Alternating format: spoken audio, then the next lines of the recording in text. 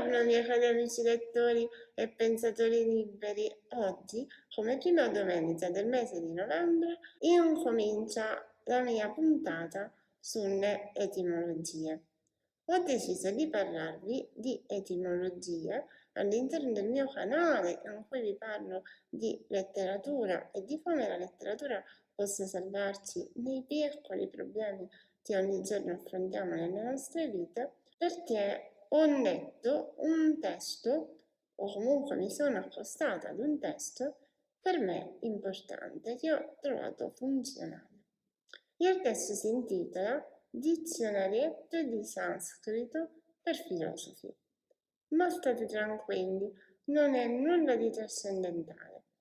E in queste puntate, ovvero ogni domenica di ogni mese, vorrei parlarvi di qualche spunto di riflessione nato appunto dalla lettura, come si fa una lettura di un dizionario, occasionale, non può essere come la lettura di un romanzo, di parole chiave.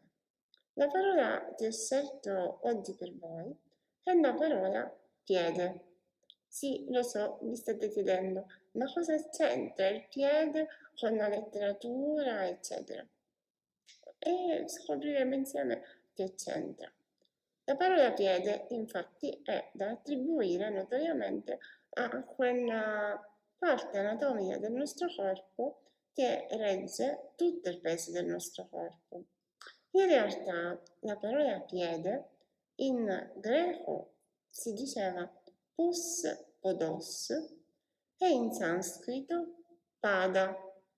Perdonate la mia pronuncia, io non ho studiato sanscrito, ma dovrebbe pronunciarsi proprio pada.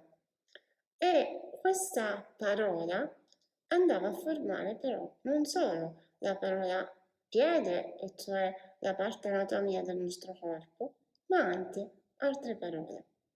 Per esempio, era chiamato piede il metro con cui si misurava il verso di una poesia. Esistevano tantissimi metri e il piede era la parte minima di quel verso, di quel metro appunto. Ma pada in sanscrito indicava anche la parola. Sì, la parola sembra incredibile a questa connessione tra piede e parola, perché in questa parola piede c'è insita l'idea di misura e movimento. Infatti la parola è l'unità media tra il fonema, cioè il suono che pronunciamo con ogni lettera, e la frase lunga.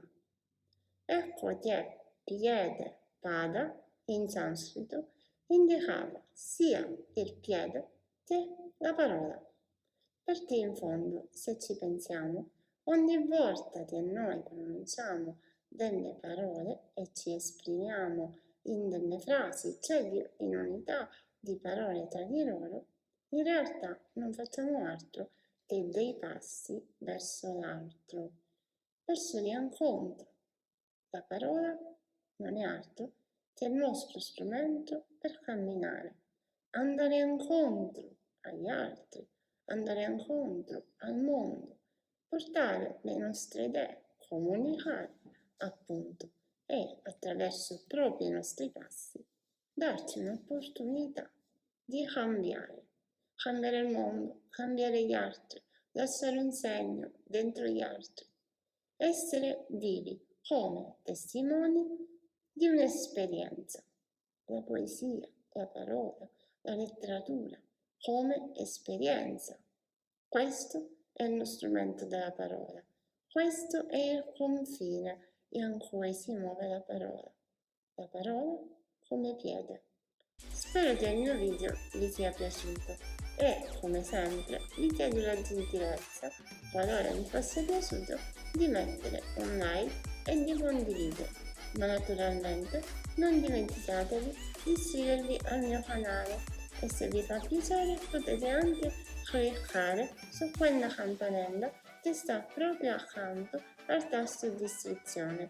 In quel caso vi arriveranno le notifiche ogni qualvolta uscirà un nuovo video per rimanere sempre insieme.